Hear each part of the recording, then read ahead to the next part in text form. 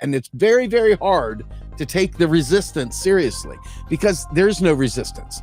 It is like literally they went from hair on fire, oh my God, Trump, Tiny Ants, Orange Man bad, to suddenly freaking tail tuck nothing burgers fundraising apparatus and getting Hollywood agents to bankroll them so that they can do books or maybe become a talk show host on MSNBC or something. I don't know. Hey, it's Jordan. I am in Flint, Michigan, East Palestine, Ohio, Tumwa, Iowa. Please support the only independent outlet on the ground covering what the corporate media covers up. The Democratic Party, I mean, for all our criticisms of Bernie, there are valid criticisms of Bernie. There are not valid criticisms of Bernie.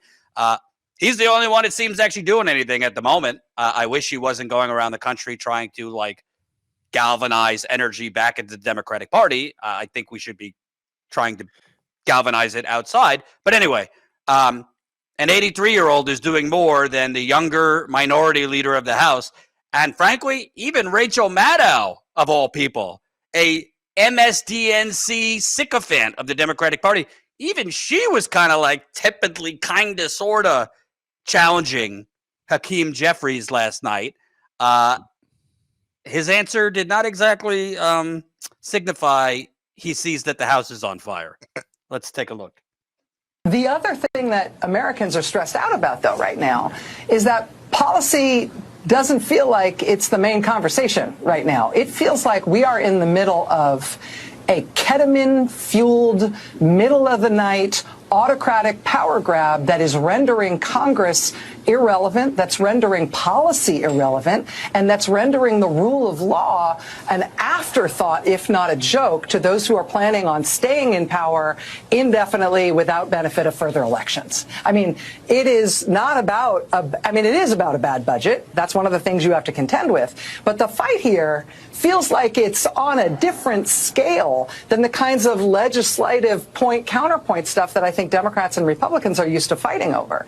And I think what Americans are sort of clamoring for is to hear from you personally, as the senior Democrat in Washington, in the House where the margins are so narrow, to hear from you that you understand the scale of the threat and you have ideas about how to interrupt what feels like something that we have not experienced since the Civil War in terms of the threat to our republic.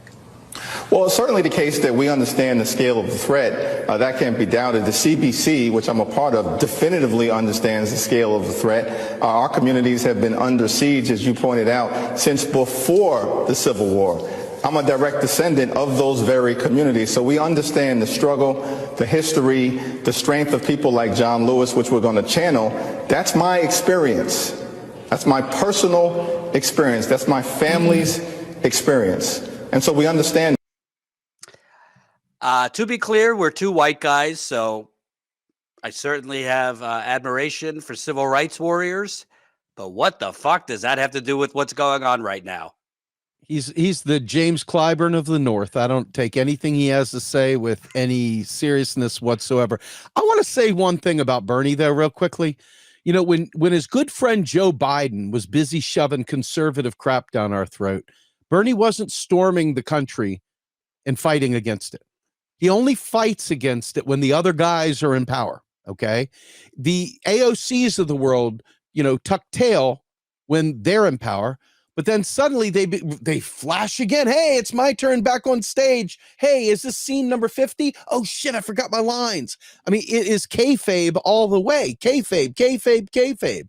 So I don't buy. I'm sorry. To be fair, there was a time that Bernie did go after the Democrats. Doesn't do it anymore. He stood outside the White House when Obama was president, and Obama was allowing Native Americans to get this shit kicked out of them in North Dakota at Standing Rock, and he thumbed his nose in Obama's face, and he spoke out against Obama.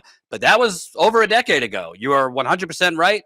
He palled around with his pal Biden, and he could have. I mean, obviously, Biden. To be clear, Biden was not doing what Trump is doing. There is different levels, but he definitely is a warrior when it's the Republicans doing it, and when it's the Democrats doing it, he becomes a company man, so to speak. I would agree, but to me, when I hear Hakeem Jeffries drape himself in a comfortable identity blanket, I mean, again, I'm not taking away from the fact that black people and the civil rights warriors, but what does that have to do with the price of tea in China right now? Because you're black, you understand the struggle. If you understood the struggle, frankly, why are the Democrats even showing up for votes right now? You're normalizing a blatantly illegal process. You're normalizing a blatantly Doge, I don't even think is actually legal. Instead of showing up for votes and normalizing this, instead of saying, we'll work with them where we can, you should be out on the streets galvanizing the troops. You should be speaking out against Musk and his fellow billionaires. The problem is he can't do that because you're literally raising money from those same billionaires, which brings me, Steve, you just can't make this up. This is from Real Sludge. Credit to their great reporting. You guys should give them a look. Sludge. DCCC scores massive Palantir and SpaceX lobbyist cash haul.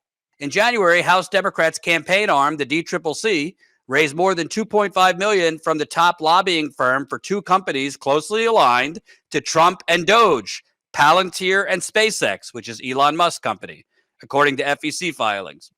The money was bundled by lobbyists with the bipartisan firm Invariant, which held a fundraiser for the DCCC on January 22nd. Invariant's highest-paying client is Palantir, the Peter Thiel-funded government contractor whose employees help to staff Doge. Well, Steve, you can't really, with a straight face, speak out against them if you're raising cash from their lobbyists. Now, can you? No, you can't. I mean, let's be fair. I mean, for real. Before this election, it was like, oh my God, fascism's coming to America. Where with Donald Trump comes, it's fascism to America. And what did they do? They literally rubber stamped all of his selections. They rubber stamped them. They just go them right on through. Now there's a few of them they put up a fight, sort of, right? But they still all got through. Nobody did any filibustering. Well, most of them, in fairness, most of them, all Democrats voted against. There were a few that Democrats voted for it. You're right.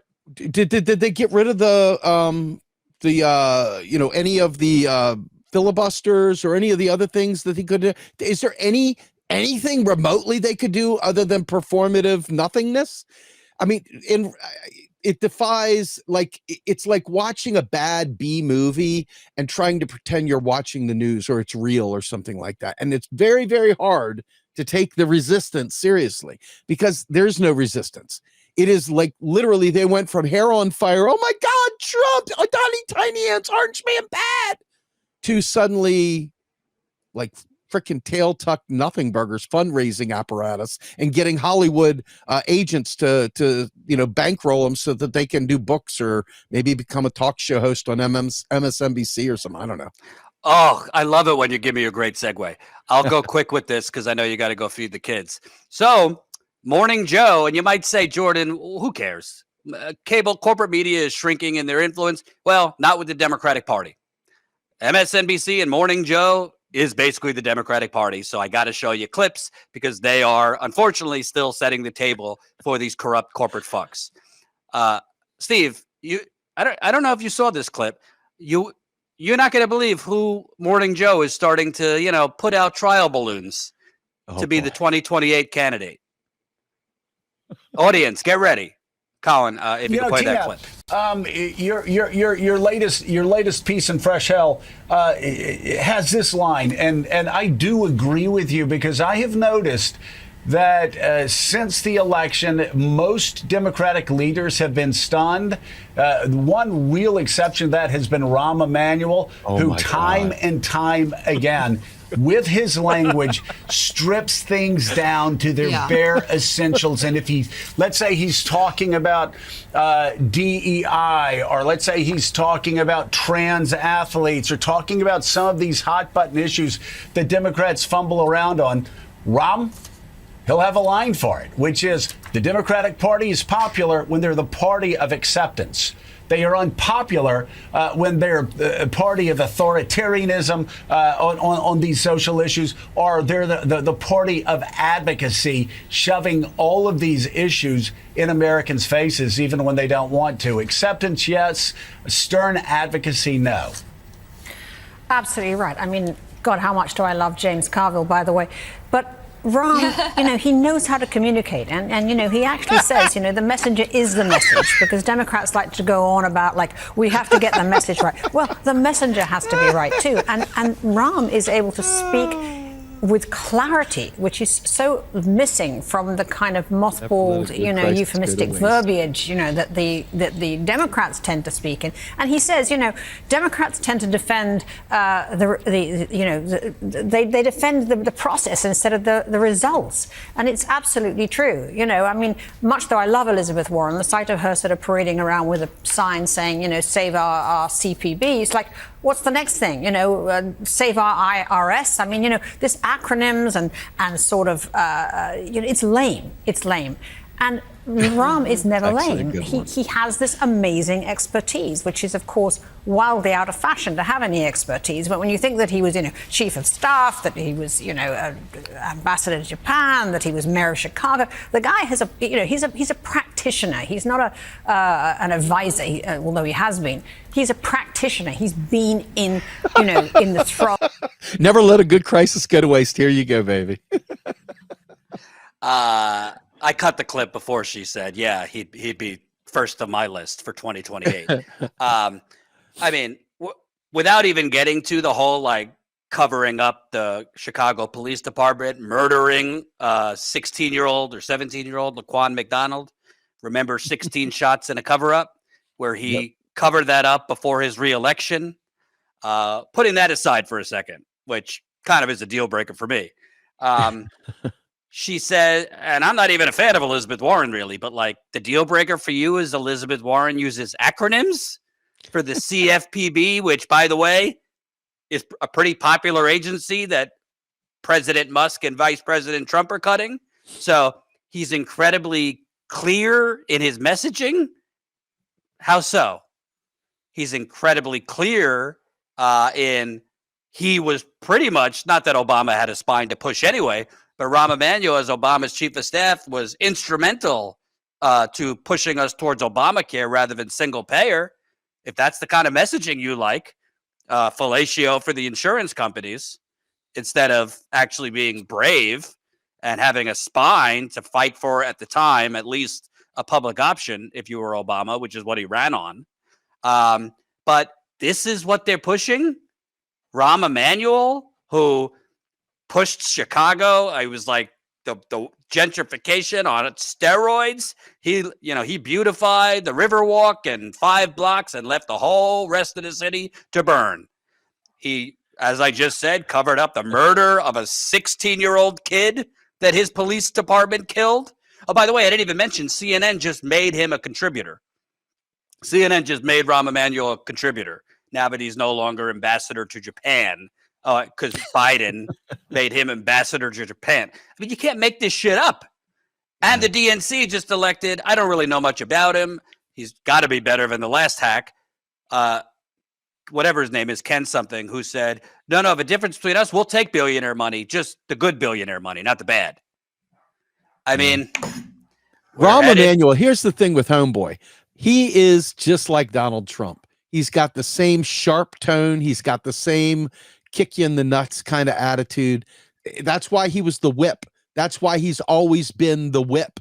He's always been the Democratic Party whip. And the thing is, they want to keep him behind closed doors when they don't want a Trump-like person. But he would be Trump 2.0 and that's what they've been trying. They're trying to get hey, we got to have a left podcast media like Joe Rogan for us. We've got to do it just like them. They want to emulate this. And dickhead that you showed a few minutes ago, Hakeem Jeffries, saying the pathway to winning back the House and all is to pivot to the fucking right.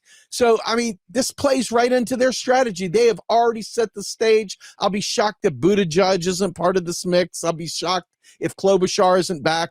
I'd be shocked if they didn't resurrect one of the Cheneys to become a Democratic Party nominee as well. I mean, this is what they're going to do. They're going to try.